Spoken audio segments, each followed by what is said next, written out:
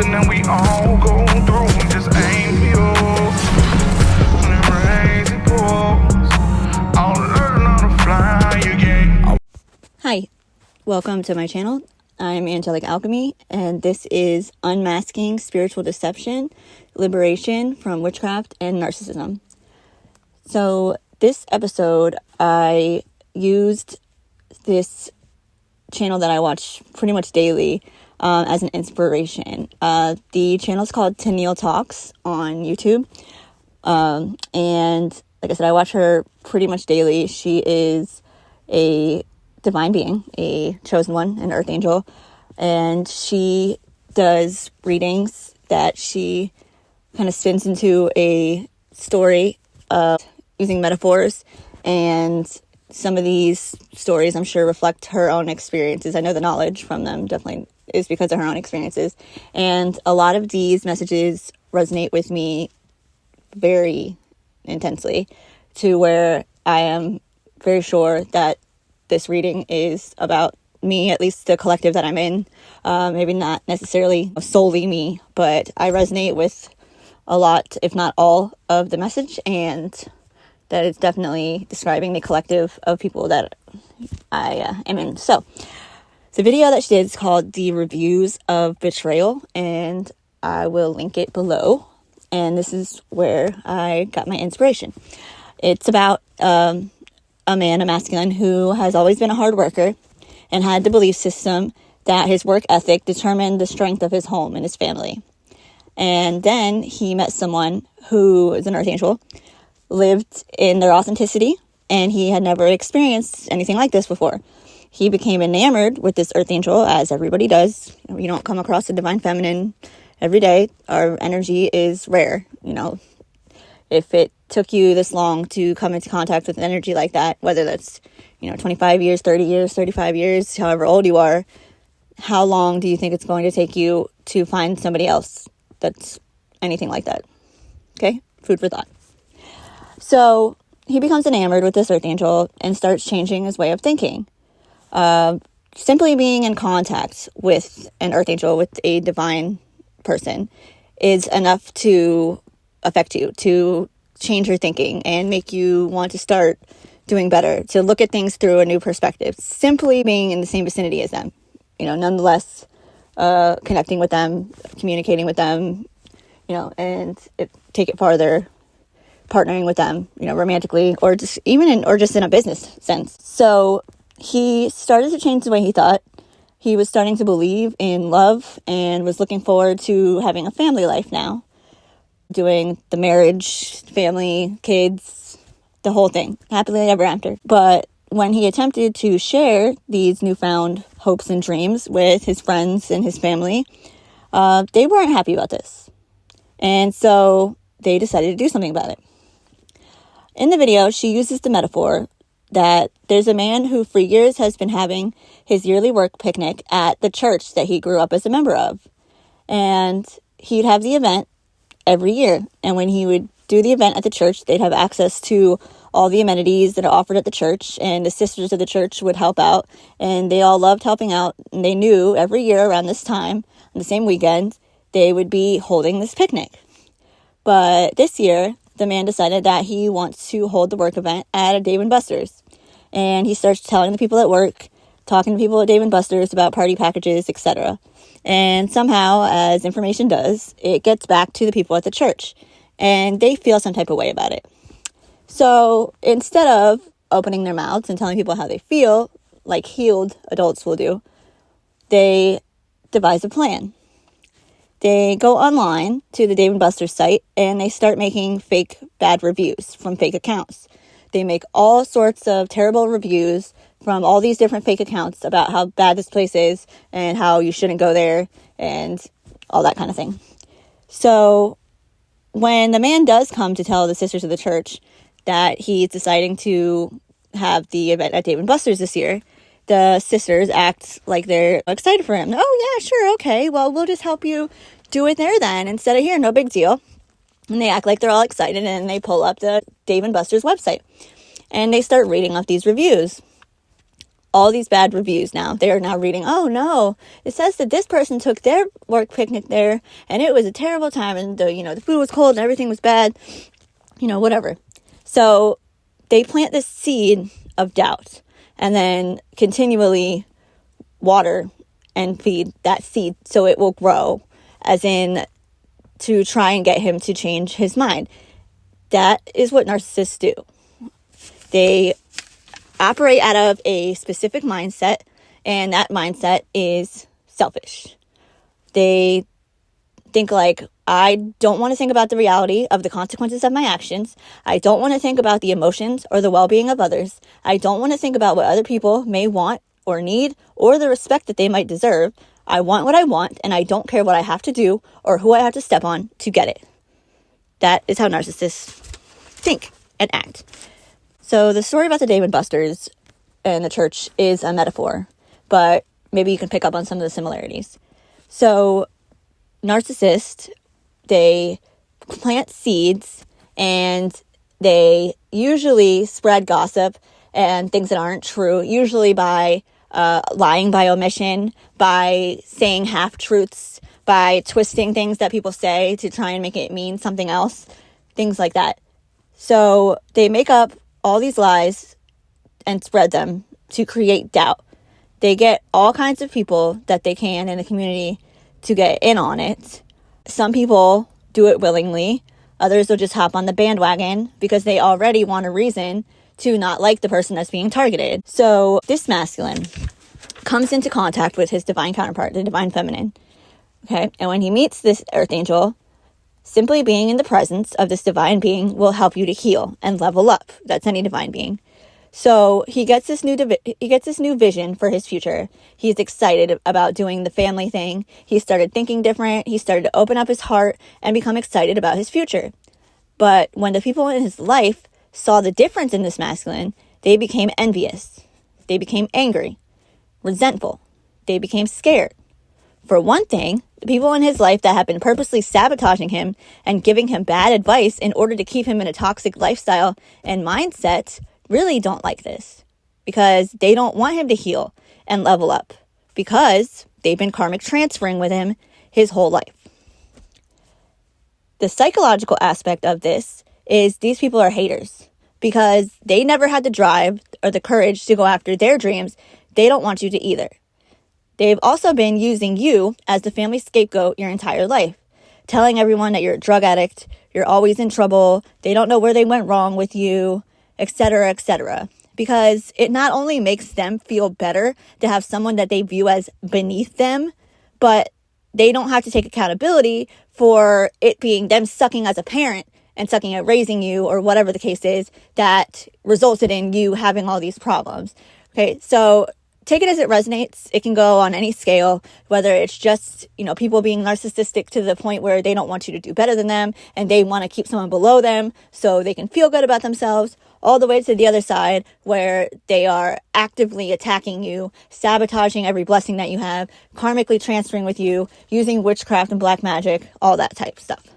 So these people who have been telling everybody about their family member who is just a deadbeat, a hopeless case, never going to be anything, never going to do anything with their lives, blah, blah, blah.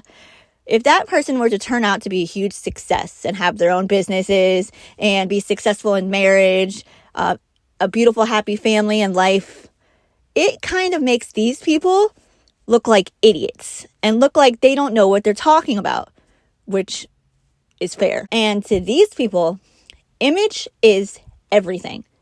What you look like is more important than who you are on the inside. What people see you do is more important than who you actually are to these people. Okay, so that would be drastic for them. That would be like the worst thing that they can imagine, this scenario. So when this masculine starts to go to people in his life about his excitement and tells them all about this bright, beautiful person in his life and what he's wanting to do, and he wants to commit to this person, he wants to get married, and they're going to go chase their dreams, all that. He's just met somebody with all 9 cups. The 10 of cups is full wish fulfillment. Like, that's as good as it gets, okay? So, and this divine feminine is 9 cups all by herself. She's the 9 of cups. Okay, a divine feminine is the 9 of cups all day long. She's single, sexy, and successful. And she would be all the time if people would leave her to be in her own energy and not attack her and, all that. So all this masculine has to do is bring his 1 cup over to his divine counterpart who God has ordained for him, okay, and pour into that relationship, and he will receive the 10 of cups, because together her 9 cups and his 1 cup creates the 10 of cups, which again is absolute wish fulfillment in finances, in love, in career, in everything. Your heart's desire. That's the 10 of cups, okay? But he has a family, a toxic community, toxic friends that don't want him to take his 1 cup away from them, because they're benefiting off of his 1 cup. Through his 1 cup, they are able to receive all of the things that they are receiving that they haven't worked to earn. They are karmic transferring him with him, doing some sort of black magic, witchcraft, whatever, to keep him at a low vibration so that they can off-put their bad karma onto him, and then in exchange use his divine energy to manifest for them, so they can continue to be shitty people doing shitty things and appear to have it all together, basically. So the way that these toxic people, these narcissists operate, is to undermine your intelligence and your confidence. They plant seeds to create doubt. So when you tell them something, oh, you're all excited about this, they say, oh, well, that sounds great, what you're telling us about this person, but don't forget about the dual nature of people. What about the other side of them? Don't lose focus. Stay vigilant. Okay? So they tell him that this person that he's describing, that he's so enamored with, their authenticity, their uniqueness, and everything that's different about them is most likely a mask. Now, this is believable to the masculine because everyone that he knows is also wearing a mask. Everyone that he knows does have 2 sides to them. So he's never come into contact with somebody who is actually authentically themselves. So because of this seed that these people have intentionally planted into his mind, now he's starting to doubt her. Now he's fearful. And then these people continue on with this plan, this leaving bad reviews, so to speak, and making sure that he sees them, as in slandering, gossiping, and committing smear campaigns, and participating in humiliation rituals in whatever way that is. He's now doubting her. Okay, so at some point, this masculine, who had previously been so enamored by this earth angel, so in love with his new future that he could see, the new life that partnering with her would bring, and everything that would come from it, all of a sudden, he takes on this air of, well, if you want to be with me, then you've got to win. You've got to win my trust. And then starts putting this feminine through the ringer, making her go through all sorts of challenges and obstacles to prove that she is what she says she is. Let me tell you something. People who have acquired patience are viewed as weak because people misunderstand. Okay? If you have patience, it's not because you are naive to the ways of the world. It's because you have been through some things that you have earned patience. Patience is a gift of the spirit. Okay? We have obtained this gift of the spirit by overcoming certain things in our life. It comes from the Most High. Okay? And a divine being who has earned the gift of patience by going through challenges and overcoming them is not going to waste their spiritual gifts on fleshly fools. They know when to be patient, and they know what they're being patient for when they are doing it. They're not going to continually waste their patience on anybody that plays with them, overlooks them, or can't see them for the gift that they are. People will want you to prove yourself, to use your spiritual gifts on fleshly tests. Because you are patient, kind, compassionate, loving, etc., people will think you're weak, not comprehending the fact that these are fruits of the Spirit. These are spiritual gifts that you have been entrusted with by the Most High because you already passed your test. The same test that these people have failed over and over and over. So, people will love to misread you. People think that they can put you through all these tests. People want to test you so bad, not understanding that I am the test and you have failed. I am the test and y'all failed. These people who deterred this divine masculine away from his wish fulfillment are haters. These envious people aren't going to tell you that they don't want you to have what they can't have. So they're going to put into operation these sneaky little plans where they can undermine you and they can change the way that you view things so it alters your perception and also alters your decisions making. So when this masculine takes the advice from this community and starts doubting this feminine, constantly testing them, being suspicious of her, she walks away. No one's going to keep having and constantly prove who they are to anyone who is determined to misunderstand them. No divine being is going to continue to fight for someone's love and attention. They're going to leave.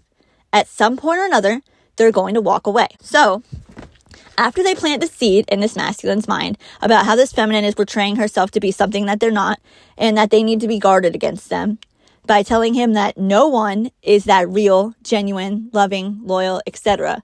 And after making him doubt her, they proceed to put in all kinds of work behind the scenes to make her appear to be untrustworthy, from spreading lies and gossip to judging everything that she does and twisting it to seem nefarious, and then pointing out these suspicions to the divine masculine and asking like it's because they care about him. And after they instill this doubt and present this false evidence to back up their lies, then they push an alternative option towards him and slyly convince him that she's the better option. Even if you have the perfect wife, she can only fulfill 80% of your needs. And when you are in a good relationship, you're on the path to marriage and stepping into your purpose, the devil will send in a counterfeit that can fulfill the other 20% that your spouse can't. And it will present itself to be the perfect fantasy, everything that you've always wanted. So, a lot of times, this will cause a man to leave this 80% and then chase the 20% and find out far too late that it was all an illusion. The grass isn't greener on the other side. It just looked that way because it was fake. No perfect or high-value woman will get involved with someone who's married or in a committed relationship. This counterfeit situation is just about guaranteed when you're trying to come into union with your divine counterpart or your twin flame. And when you have a narcissistic family or people around you as the people who are supposed to give you advice and guidance in life, they will also assist in directing you towards the counterfeit. This is how narcissists operate. When somebody or something comes in that has the ability to expose them for what they really are, they will target them in a very strategic manner. This person, by naturally being themselves, exposes that these other people are fake and are not naturally the center of attention. The traits, qualities, and emotions that are authentic in this divine being are being manufactured from these other people. It's fake. It's an act. And having this person around, being authentically them, is exposing just that. And she's a threat. So they put in all this groundwork, spreading the lies and the gossip, slandering this feminine all over town. They try to isolate this person. They try to make everyone think that they need to guard themselves from this person. And they start with gathering together people who they know already don't like them, or people that have a reason to want them out of the way. People who are already looking for a reason to not like this person, so they don't have to admit to themselves that they're a hater. And they turn everyone against this person, so they won't have a chance to speak for themselves. This is an effective abuse smear campaign, and this has gone on for years. When you're an empath, you are highly sensitive to energy. You're highly intuitive. You know when people are isolating you. You know when people are feeling a certain type of way about you. And when there's a group of people who are ostracizing this person, they will shut down. The empath will shut down and keep to themselves. They will retract their energy when around these people because they don't feel safe. And then these narcissists will use that change in their energy to say that they're acting funny, to say that they must not like the group, to say that they think they're better than them. When in all actuality, these other people are bullying them, ganging up on them, and intentionally trying to make them feel not included so that they will react that way. That is the beginning of the reactive abuse. It is an undeniable fact that everyone deserves to feel safe. Everyone deserves to make up their own mind about things, and they can't make up their own mind if they don't know the truth about these people. And even though there are people in this toxic group who are now seeing the truth about this person, about this group, and about what went on here, no one wants to admit what they've done. Even if these people didn't go into this wanting to abuse someone, their silence allowed them to be perpetually harmed and consistently abused. So this masculine is trying to maneuver around this by still not being seen, by still being secretive. They either don't want to be seen by the group doing it, or they don't want to be seen by their person for what they have done with this group, not understanding that everyone already knows both of these things. Because they're still trying to control things, and they're not secure enough to give this person the truth so that they can make an educated decision, probably because they fear that if they were given the truth, that they wouldn't choose them, Okay? It's not that this masculine isn't worthy of being chosen. It's because they're scared and weak and that they can't make decisions for themselves that they are running into these problems. You didn't learn your lesson. You just try to maneuver around it and wonder why things don't work out for you. Because you don't ever actually get to the root of the issue. So it circles back around in a different form. Meaning, when you have an addiction to drugs, you repeat the same cycles over and over until you end up facing years in prison before you finally decide that you need to quit. And you keep circling back to your ex over and over until you finally get to the point where you're about to lose everything. Even possibly your life with your ex. And then there's cheating. People don't learn their lesson with cheating until it gets to the point where they have ruined their relationship. They are breaking apart their family. They have caught an incurable STD or all of the above. Or with stealing. People don't learn their lesson with stealing. And they steal something from a store. They don't get caught. They steal a bigger thing. And then they're stealing bigger things until they end up in jail and are facing years in prison. Okay? It shouldn't take having to catch an STD to figure out that you shouldn't fuck everything that walks. Okay? All of these things that I just mentioned means that you still haven't learned. You're still trying to cut corners, and you haven't learned that cheating and cutting corners doesn't get you anywhere good. You have to do the work. This karmic testing is more than just realizing that you misjudged somebody and didn't treat them fairly. It's understanding the beliefs, habits, and thought processes that allowed you to be part of this situation in the first place. You unfairly judged this person without them doing anything to deserve it. You blindly took advice from others who aren't qualified to be giving advice to anyone. You put this person through testing without telling them so you could gauge their reactions without knowing who they are on the inside or how a genuine, authentic, loving person would react to things because you've never met one. You put them in a box and you assume that all people think, act, and love the same way. You didn't have all of the information that you needed to make an intelligent decision, in that you didn't know the people around you were abusing them or what kind of person this actually was. Being secretive, lying by omission, faking it, not telling the complete story to try and control an outcome will never get you to success or to your goals in the long run. Still refusing to acknowledge or make atonement for what you've done in the past because you don't want to feel the guilt or shame of it is what is keeping you blocked. That guilt is what makes us become a better person so that we don't end up repeating patterns and continuing to hurt people. Because you refuse to self-reflect and look at yourself, you are also refusing to look at who these people in your life are and the fact that they intentionally misled you, sabotage your success behind the scenes, and that they were all in cahoots to abuse your divine counterpart to a level where it's sadistic so that they can invoke reactions out of them to make you misjudge them and walk away from them, or at least be out of the way so that they can continue abusing them to gain things. And what you did witness, you'd stay silent about, and they could continue on with their abuse. You are meant to learn to protect and value truth, authenticity, unconditional love, and people who uphold morals and values. You're meant to learn to live and speak your truth and not depend on secrecy and hidden agendas to get you anywhere. You're meant to see what someone who is genuine looks like and acts like, and what people who are fake and manipulative act like. And you're meant to ignore the opinions of others when making decisions, especially life-altering ones. And you're meant to cut off people who don't share the same values as you, or fight for what's right. And you're meant to fight for what's right and what's important to you. You probably can't even see that the same thing you did to me, your counterpart, is what people in life did to you.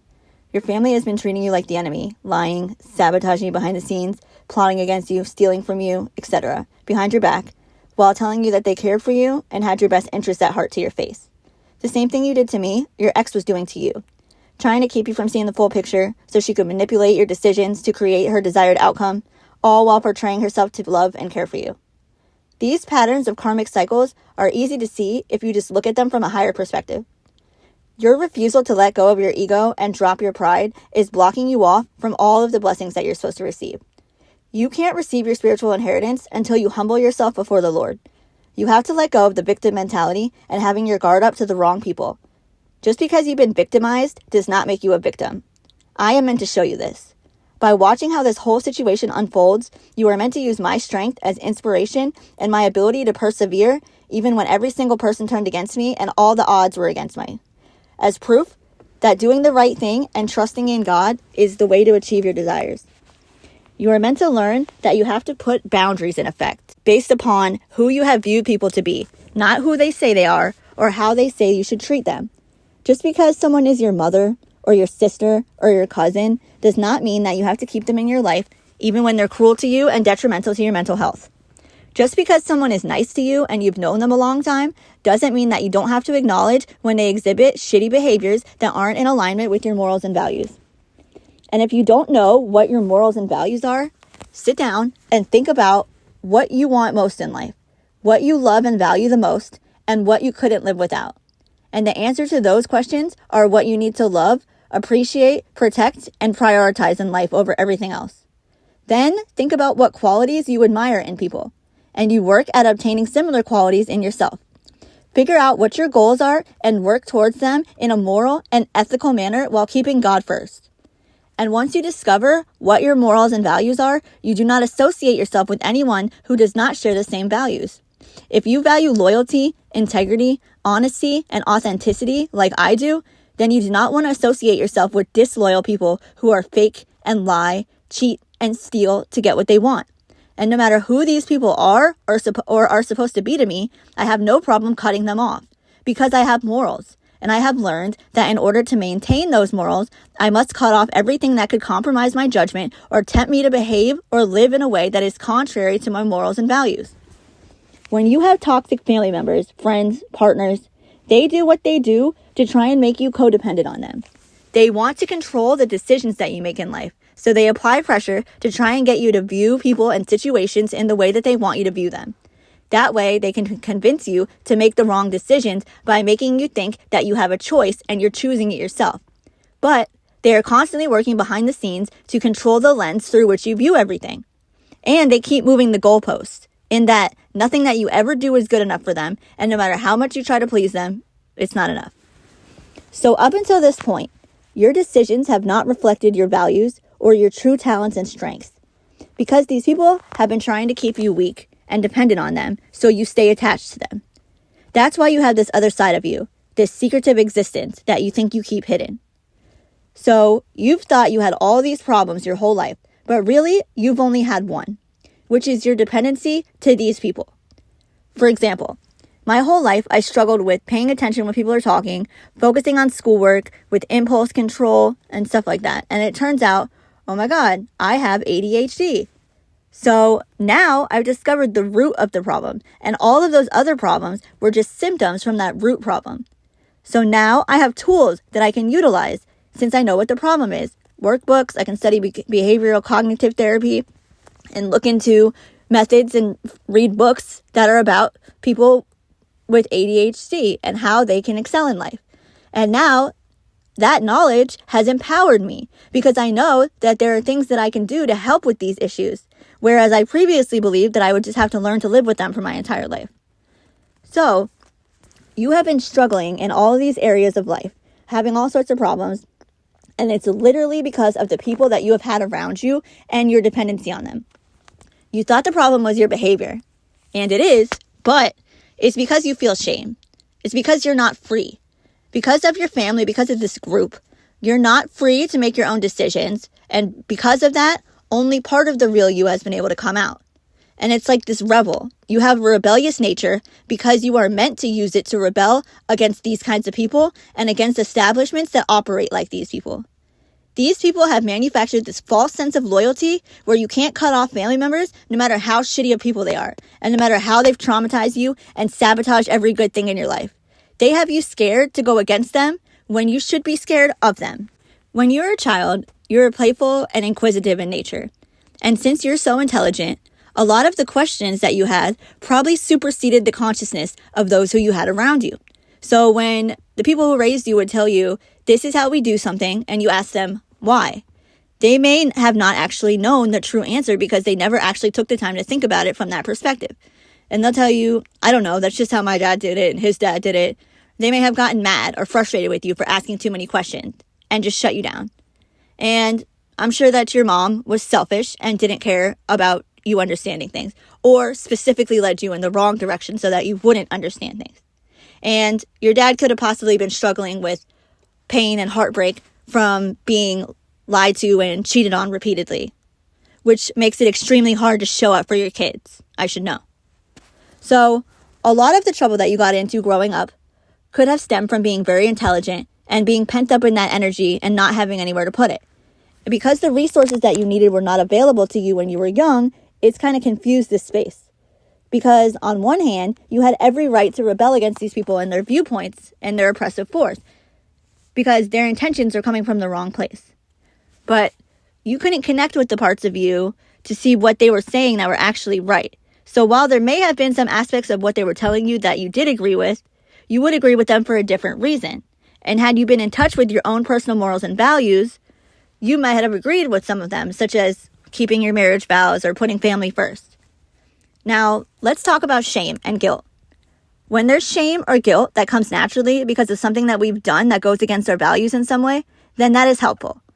But when it's shame that has been pushed onto you by controlling parents or religious leaders, that's not helpful. When you are just expected to follow rules that were given to you with no explanation as to why it's important to follow these rules, it can cause confusion and rebellion. When you were growing up, it's likely that you were confused about certain things, and you needed to be able to speak your mind without judgment, and have someone allow you to express your opinion, explain what you thought, and have someone there to help you understand why it is that you felt that way. But because you didn't have it modeled for you as a child, and you grew up around people with black and white thinking, and a do as I say, not as I do attitude, they may have told you, don't lie, cheat, or steal because it's wrong. But you were never able to witness this on a level to that you could fully grasp. You were never invited to consider philosophically what they were trying to say to you, so that you could make your own choice whether you believed in that or not. In the past, you may not have been able to get in touch with your own virtues and values that you hold sacred. You always just kind of had them forcibly imposed onto you. So you were probably rebelling against their rules, beliefs, and viewpoints, which you were absolutely right to do because most of their viewpoints needed to be challenged. Since you weren't parented that way, and you didn't have proper morals and values modeled to you, you didn't get to see anyone who treated themselves with grace as they moved through their own process. No one made space for you to work out what you genuinely believed and valued. You witnessed hypocrites and people who never admitted they were wrong and constantly blamed others. And if someone was to approach them with something wrong that they did, they would deny. They put this unfair pressure on you to never mess up and portrayed an illusion that this was possible, since they, quote, never messed up. AKA, never took accountability for anything that they did and just blamed it on others. You are going to mess up in life. Everyone messes up. It is inevitable. The key is to not mess up in the big ways. You want to get failures out in the preliminary stages, not during the final exam. In order to not do this, you have to get your priorities straight, and you have to figure out what you truly value in life. You shouldn't protect your spouse because you're supposed to, or you have to, or you're a bad person if you don't. You protect your spouse because they're important to you, and you wouldn't want anything to happen to them because you don't want to live without them. See the difference? And we don't not cheat on our spouse because it's wrong and it makes you a bad person. You don't cheat on your spouse because the outcome of that is a forever damaged connection, passing down the generational curses of adultery, broken homes, loveless marriages, and that kind of thing to our children, and most likely the loss of your spouse. Our values are our guiding lights. They help us to set goals, meet our goals, and feel proud of ourselves when we do. So a lot of times when we are struggling with feeling like we're not enough, it's because we're not living up to our values. You may have heard me say recently, acquiring self-discipline gives us self-respect, which gives us self-confidence. And at times, we can have two values that contradict each other, such as showing up for your family and showing up for your wife. Not being able to fulfill both of these adequately can result in feelings of guilt and shame. But if you can see things clearly for what they are, and that you are in a no-win situation, you're kind of between a rock and a hard place, then you can give yourself grace. And when you understand what is happening internally, you can have more conscious conversations and ask for grace. You have to give yourself grace sometimes and be gentle with yourselves while you're healing, not beat yourself up and think how stupid you are or that you fucked everything up. Up till now, you have lived your whole life in survival mode, and you couldn't free yourself from this fight or flight and the fight for your independence that you were constantly in. You were never able to settle down into your energy enough to be able to see the whole picture. You could see the wrongness of what these people were doing, but there was no one there to help you kind of sort it out at the time you needed them to be. So you were kind of dealt a shitty hand, and you had to dig yourself out of this hole that you were in before you could even begin to understand any of this. And that is what healing your inner child and doing the shadow work is all about. You go back mentally to visit the moments and period of time where you were led astray, where you were misguided or had no guidance at all. Because these people, places, and things are what lead to the misunderstandings which developed into the belief systems that you have, which are determining what you do in life. Without choosing to do something yourself, it is meaningless. Meaning, if I can somehow force you into behaving a certain way, you may go along with it for some time, but at some point you're going to rebel because it wasn't your choice. It's not what you wanted to do. Like trying to force someone to love you or to be faithful to you. Or if you've ever tried to force a toddler to do anything, you probably learned pretty quickly that you have to coax them into making the decision to do it themselves. The Christian or Catholic religion try to force you to act in a manner that they say is right by shaming or guilting you into it. That's why it doesn't work. And part of me suspects that they're probably aware of that fact. If you don't choose to love God, and you don't choose to behave in a way that doesn't create negative karma with individuals, if it's not your choice, then it's meaningless. Since you are now becoming aware of the lies that you previously believed and what caused you to believe that lie, you can now correct it. You can replace these false beliefs and misunderstandings about yourself and about others and how the world works with empowering beliefs that come from a place of truth, understanding, and higher knowledge, as opposed to being based on the opinions of your clueless parents and people around you. So there's been a lot of confusion around you that has caused you to misjudge people and situations and to make the wrong decisions in regards to them. When you meet someone and interact with a person who knows what their values are, and then you have transgressed against them, you've done them wrong, even though you may have believed it to be not a big deal, you may have done something in such a way that it completely offended them down to their core. And if this is a person who defends their values, as you should, most likely they do not want to be around people who do not uphold these certain values. And when a person like this is viewed by others who lack morals and integrity, they will likely be misunderstood. These other individuals are toxic and therefore cannot understand how someone with healthy communication and who acts out of integrity would respond in certain situations. So they will misread it, distort it into something nefariously, sometimes consciously, and then misjudge this person and label them as something they are not. Subsequently, misunderstanding and judging them incorrectly and everything they do after that, because of their lack of knowledge of what a healthy, authentic person actually behaves like. Now, a lot of this was done intentionally, but a select few in this situation may have just been ignorant and went with the crowd. So if you did something to offend this genuine, authentic person, I'm sorry is not going to fix everything. Although it is an imperative part of the atonement process, to burn off some of this karma that you have accumulated and to have a chance at repaying the relationship, you have to change the behavior that led to the betrayal. You have to literally become a new person to where you are no longer the same person that you were when you did those things to hurt them. That is what makes an actual authentic apology and is 1,000,000 times more powerful than the words, I'm sorry, and then confessing everything that you did to them and then therefore dumping all of your baggage onto them. Because although you might still struggle with the guilt of what you've done, and it might be refreshing to get it off your chest so you don't have to carry the shame and guilt anymore, simply confessing all of the things that you did to hurt this person will dump all of that emotional heaviness onto them. Because since they're intuitive and possibly psychic, although they may not know every single aspect of every detail that you've done, they are extremely tapped in, so they know enough to understand your intentions behind what you did and what kind of person you were and how you viewed them as a person, and that alone hurt enough to cause the rift between you. And since some time has gone by, this person has most likely gotten pretty far into their healing journey, and simply filling them in on all the slimy details at this point would likely cause more pain than good. Every person in every situation is different though. When some people get betrayed or cheated on, they may feel like they need to know every single tiny detail in order for them to fully understand so they can heal. But some people don't want the details. They just want to know why you did it and what makes you different now to where they wouldn't have to worry about you doing it again. But if you don't ever have that hard conversation with the person and you don't ever give them the option to heal, you're basically saying, I don't want to admit what I did because I don't want to feel the pain and guilt from it. And even though I'm the one who hurt you, I don't think that you deserve to be able to properly grieve and heal and process your emotions so that you don't have to feel pain anymore. You may think something is not a big deal because you lack the ability to see from someone else's viewpoint or the empathy to understand how someone else would feel. And this might be possibly because you were never aware of this being an option and therefore haven't really tried it. But to you, cheating might just be cheating.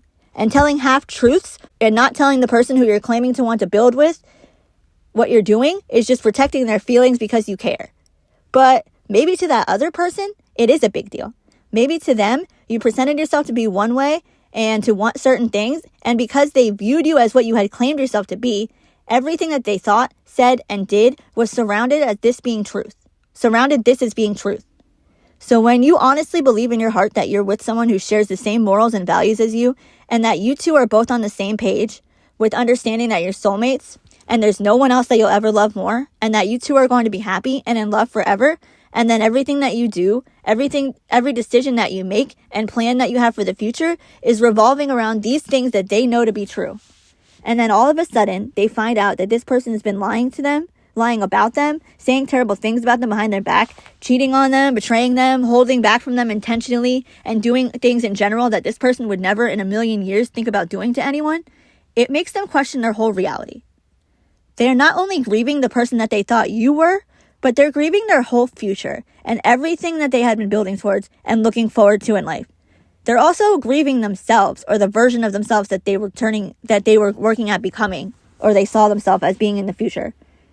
You grieve the life that you were sure was your future. On top of the pain of finding out that everything you believed about your life was a lie, you start to feel insecure. You're questioning everything now. Why did they do it? Is there something I did? Is there something I could have done? Is there something wrong with me? And you're questioning everything else. What else did I misunderstand? If I believed this person so deeply and they were lying about something so big and I didn't see it, what else have they lied about? Do they even love me? Did they ever love me at all? It's your very own personal hell that you're stuck in. And you don't even realize how that kind of experience can affect everything. So, for instance, you're looking at old photos of the two of you when you were happy and you're having nostalgia and maybe a little bit of guilt about not realizing what you had when you had it. But when the person who's betrayed is looking at the same picture, especially if there was a betrayal that went on for a long time, when they look at this picture, they think, I wonder if he was talking to her when he went to the bathroom. Or, that was the night that we got in a huge fight and then he left. I bet you he went to go meet her. Now, every once happy memory brings up this sharp pain about how it was all a lie. Heartbreak is no joke. People have literally died of a broken heart. And when somebody who's genuine loves somebody, they really love them with all of their heart. We're not going to waste our time and our energy on somebody that we can't see being with for the long haul. When you really love someone, everything hurts. And when you receive all of the information and you finally put all the pieces of the puzzle together so you can see the whole picture, you realize that when this person was going through that identity crisis, that pain that you inflicted, and all of that heartache, they were also being maliciously abused by the people that you called friends and family. They were being humiliated. They were being attacked with witchcraft. They were being judged. And the only person that was supposed to be there for them was laughing or helping them.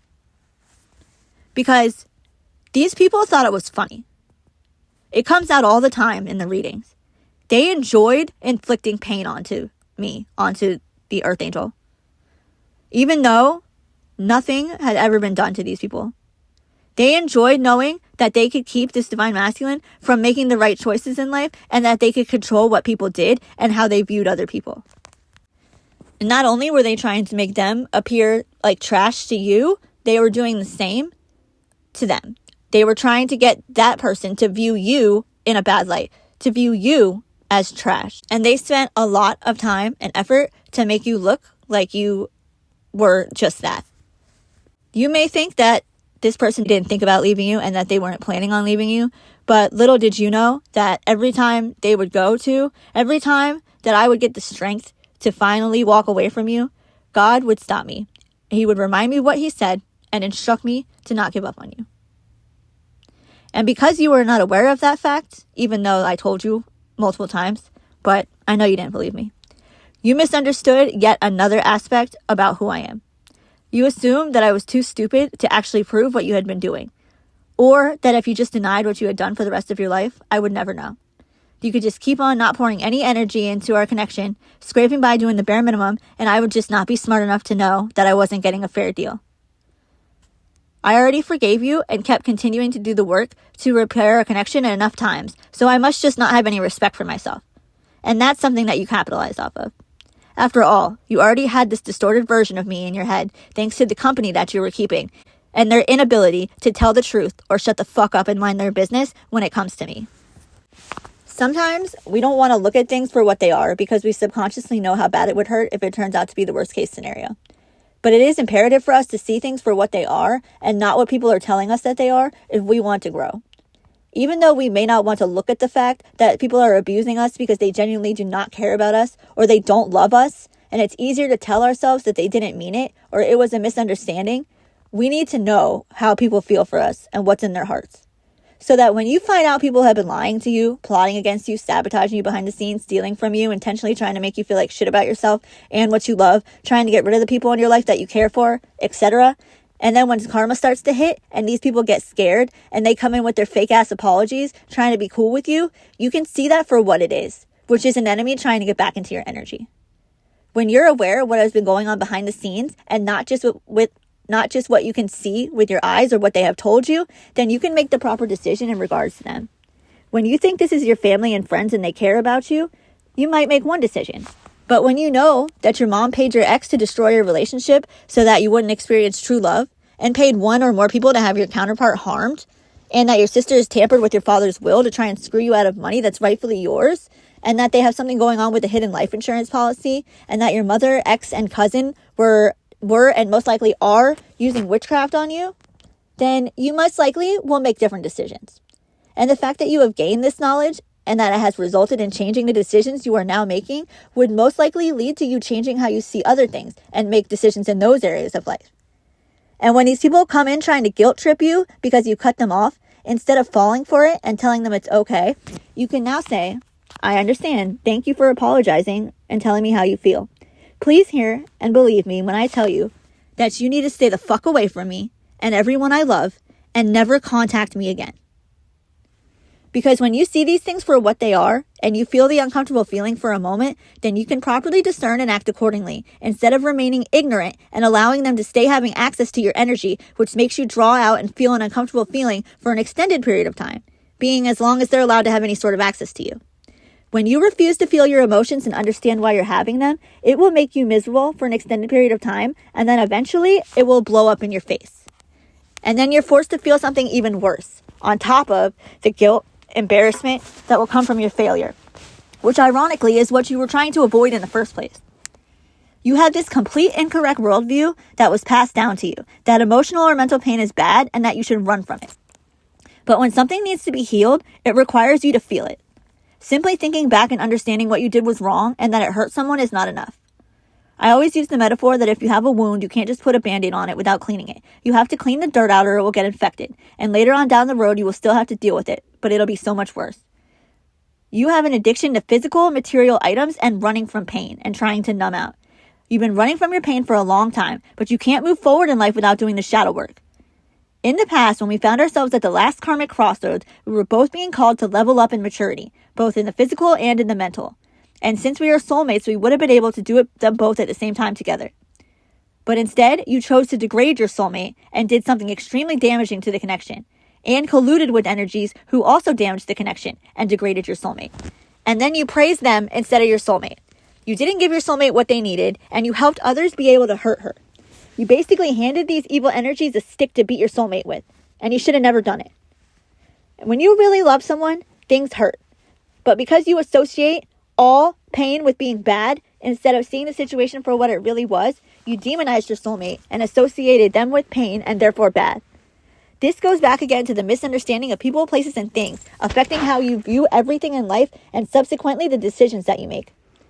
When you're awakened to the truth of what has transpired and you realize what you've done to this person who never deserved any of it and you feel guilt or shame, that was the time when you needed to take accountability and you needed to have a fair and balanced conversation. You were meant to isolate and heal like your soulmate did. You instead ran from your pain, numbing out with constant distractions. Since you are unhealed, you mistakenly viewed the challenges in your connection as a bad thing. Maybe believing that happy couples don't argue, or if you're in love, you won't have any problems. And you went towards what was easy and what didn't challenge you, thinking that meant that's what you were supposed to be doing. while being egged on by the toxic people around you, of course.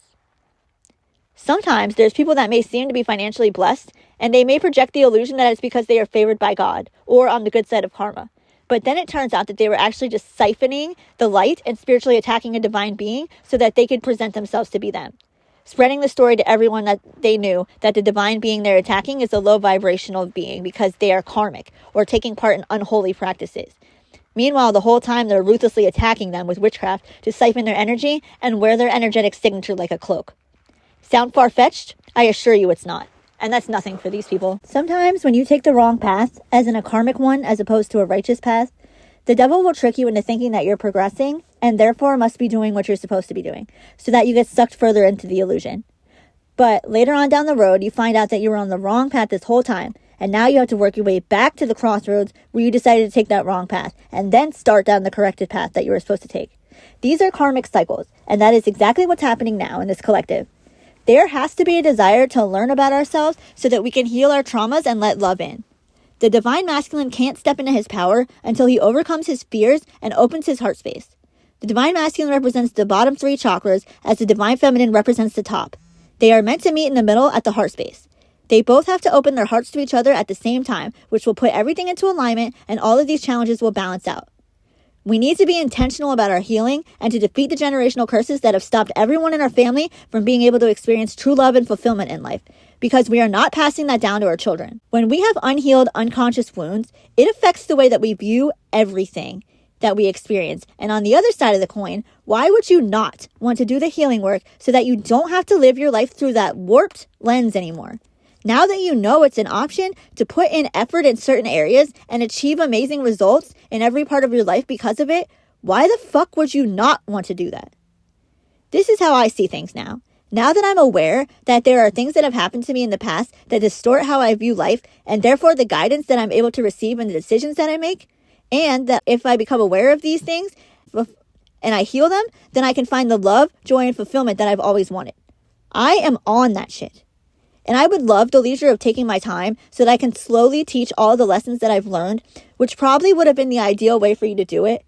But you decided to fuck off for 5 years. Well, I was forced to go within and do extreme healing because of the additional trauma I had pushed onto me while I was still trying to heal my childhood trauma.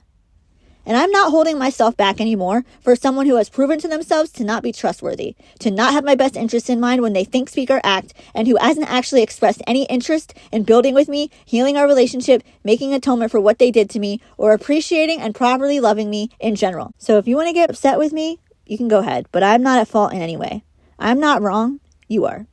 I'm completely justified in demanding that my life partner treat me with the proper love, respect, and appreciation. I'm completely within my rights to require that the person that I decide to share my life with value me above everything else and put in the effort to match my energy and to actually be a partner that I can be honest with and to know that they will be honest with me. And that I can trust to have my back if people decide to join forces against me. And that I can fully express myself sexually with because I'm not worried about them cheating on me or giving me a disease or making me look stupid or breaking my heart. Someone that I can trust to do what they say and keep their promises that they make or to be honest with me if they can't. And any superficial reason that you can think of to try and turn this around on me or try to blame me for breaking up our family or because you don't know how you'll pay the bills by yourself for too long without me or you don't think you could be successful in life without me is absolutely not my problem. You need to reflect on what it is inside of you that makes you want to attack me and my self-esteem instead of doing the work to heal the connection that you broke and loving me the way I demand to be loved. You need to ask yourself why all that, plus the trauma that it will inevitably cause on the kids, and the heartbreak that you will 100% be made to feel when you come to terms with what has happened, isn't worth you doing the healing work and giving to this connection like you're supposed to. And you've already played the card where you can just fuck off until you're ready to settle down because she's my soulmate and we'll end up together no matter what, because you already played that card more than enough times, and I'm not accepting it. Because yes, I am your soulmate. But no, the fuck, we will not end up together if you think that I'm putting up with any more shitty behavior. I am absolutely 100% done with immature, selfish bullshit on all levels. Step up or move out of the way because I have shit to do. I have a mission for God. And if you're not helping me, then you're not doing anything except getting in my way. If you're not going to be who I need you to be, then I need you to not be near me. And that's it. I know with 100% certainty that everything I told you and all that I know will be shown when the time is right. And that's by God's standards, not mine. But I'm not going to wait and suffer in silence anymore just because people are too selfish and stubborn to accept the truth, even when it's staring them right in the face. This can all be summed up really simply. You go towards healing and towards God, then you go towards your divine counterpart. If you go towards anywhere else, then you're going away from your divine counterpart. And that should be all the information that you need to make the right decisions.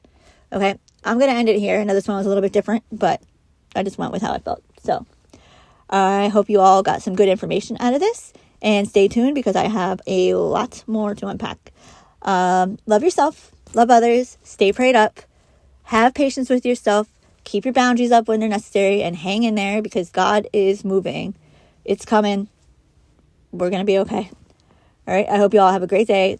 I love you. God loves you. And y'all got this, okay? Have a good one.